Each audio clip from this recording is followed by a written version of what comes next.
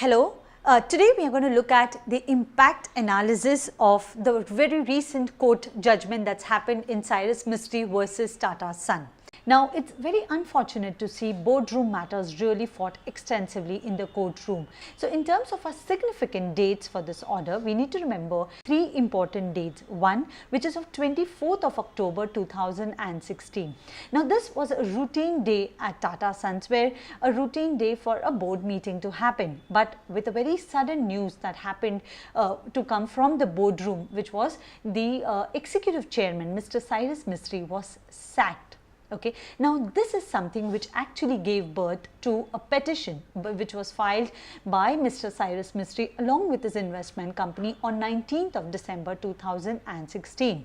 Now, the significant date here that we really need to be concerned about is a date which is 9th July. Now, this is a date where there was this order which was passed by the National Company Law Tribunal Mumbai bench. Now, why is this order so much of importance? Because this is an order which will now lay precedence in terms of the judgments, in terms of the way corporate India will look at it. This order has explained the concept of corporate governance. Now, we know that this concept of corporate governance has been used extensively throughout the entire fight that has happened between the Tatasons and the Cyrus Mistry. Now this term corporate governance, which is one of the essential term, has never been defined in the Companies Act. Now, this is a term which actually got its birth in the UK Companies Act, which came in India only with this Satyam scam. Now, this time we've seen in the order that the court has made an attempt to see what corporate governance is, and with that court has actually emphasized few very important terms. Now, let's look at the terms which are the most important terms which are to be used by corporate India going forward for corporate governance. So, the first term that we have is transparency in operation. The second term is fairness in dealing. The third term that they've used is that they said that corporate governance is everything with regards to the system of rules, regulation and procedure. The fourth explanation that they've given for the term corporate governance is that they've said this is a term that has to be used as a term for balancing the interest of the various shareholder. And then they've concluded the explanation of the term corporate governance by saying that this is a term which will actually touch every aspect of management, and that it's not just restricted to the board or shareholders of the company. This judgment is first of its type. Now, this is a judgment where we actually saw court to make an order extensively describing what Tatasons is, what Tata family is, why are they being incorporated, what are the objectives, what have they done. Okay, so this is all something that they've done to emphasize a doctrine of fairness. Now, this is a key takeaway from this order, because never has a corporate India seen court analyzing the history in terms of why the company has been formed. So, this is the first of its time. This is a judgment which will lay precedents under section 241 in terms of doctrine of fairness.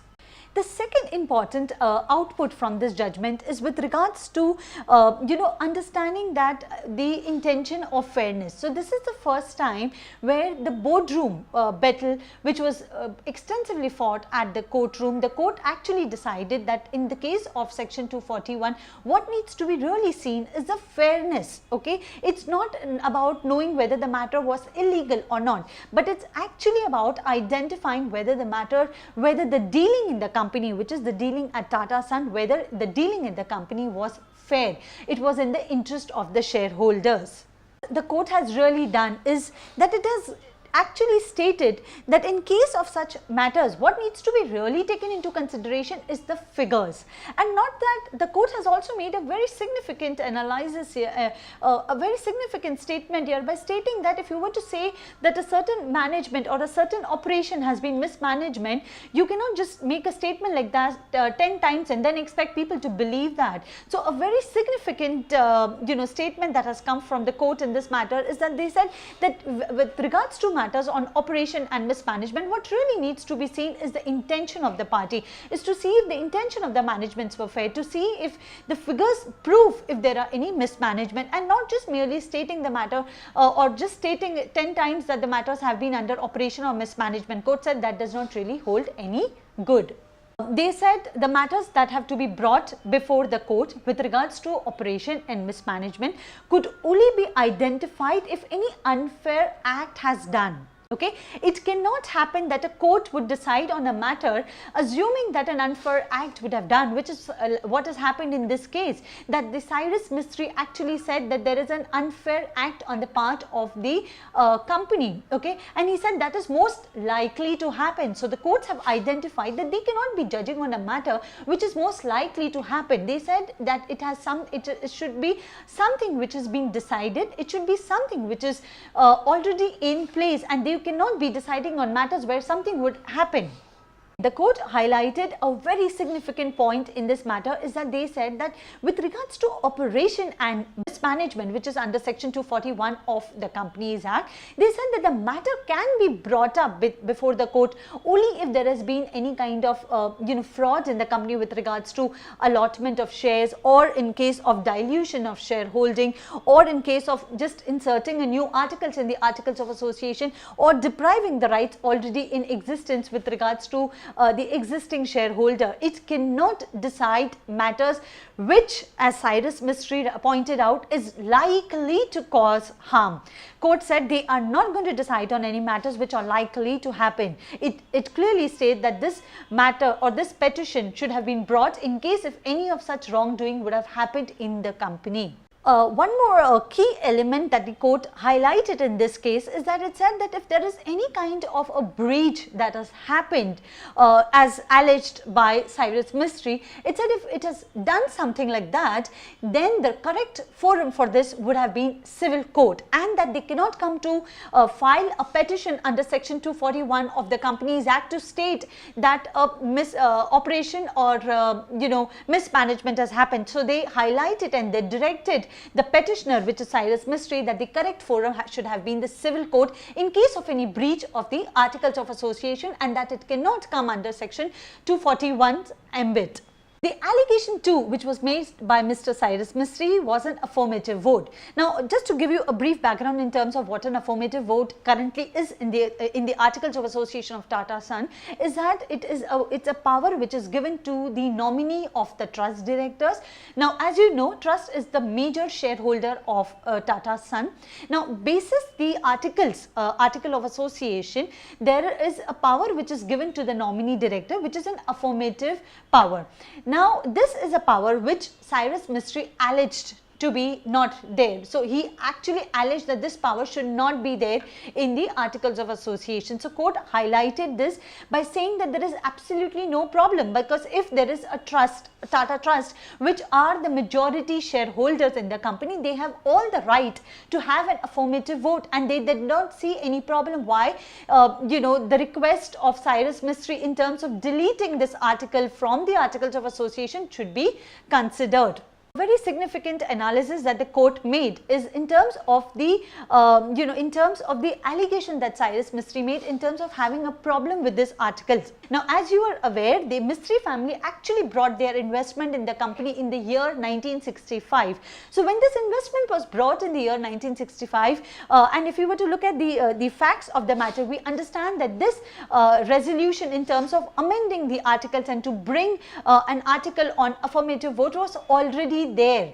So the court clearly highlighted, saying that a shareholder cannot object on an article in the Article of Association which was already in existence when they brought their shareholding in the company. Now, this is a significant takeaway for corporate India to understand that, for a shareholder, if they were, if they've entered the company in terms of buying the shares, they cannot later on then object on an article which was already in existence when they brought their shares in the company. A lot of allegations that were brought in by the petitioner, which is Cyrus Mistry, with regards to corporate democracy versus corporate governance, to the extent that the court had to define what corporate governance is. Also, what court added is that there is a complete chapter under the new Companies Act, which is on management and administration. The court has highlighted that chapter on management and administration, which actually deals with how the board meetings should be conducted, what should be the quorum for the meeting. The court has actually highlighted that that is a chapter to actually protect the corporate democracy. And that is something which corporate India will have a key takeaway before raising any issues on corporate democracy in the courts, in the matters to come. So now let's wrap up this session with taking a few key takeaways. Now, in terms of our key takeaways, first takeaway, which as Cyrus Mistry alleged, that his removal from the Tatasons board meeting was not appropriate, because he said that how is it the board is taking the decision to remove him, and that because his appointment has happened at the selection committee, to which the court gave a judgment saying that the board of directors are absolutely competent enough to make a decision to sack an executive chairman, and that matter does not have to go to the selection committee. Very significant judgment that they gave is on removal of a director. The court clearly highlighted that under section 241 of the Companies Act, which is on operation and mismanagement, removal of a director is not to be considered in their ambit. You know, the request of Cyrus Mistry to have a proportional shareholding and to get that proportional voting right on the board of the company is not an appropriate request, and that could only happen if the articles of the company so permit. With regards to the act of Tata, so Mr. Ratan Tata, who is the chairman of the Tata Trust, okay, the allegation that this person, Cyrus Mistry made was that the interference of Mr. Ratan Tata is not appropriate, to which court highlighted that that's not a matter that has to get attracted under section 241 of the Companies Act. Now, the fifth key takeaway that we have here is, you know, where the court said that in case of a removal of a executive chairman, and if that's a breach of articles of association, that is a matter that should be going to the civil court, and that this is not a matter that needs to be dealt in the petition that's filed under section 241. Matters for 241 and 242, grievances will come before court of law by virtue of action of majority. Generally, we've seen that you know, the matters that come to the court with regards to section 241 and 242 are with regards to matters where majority has done something. This time it's the other way around. It's actually the minority who's coming and actually putting an allegation under section 241 and 242 of the Act. So with that, this is a very short impact analysis of the Tatasons versus Cyrus Mistry boardroom battle. Thank you so much.